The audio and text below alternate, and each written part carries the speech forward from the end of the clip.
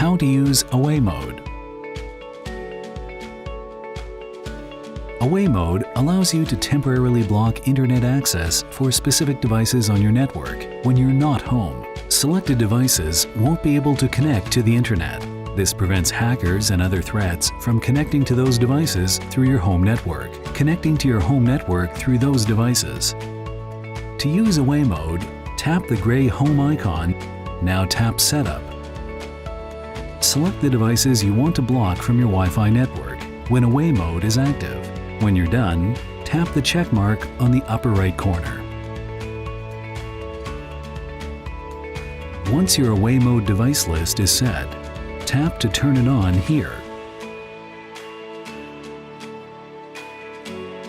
Or tap the home icon near the bottom right of the home screen anytime you want to activate or deactivate Away Mode. You can do this anywhere as long as you have an internet connection.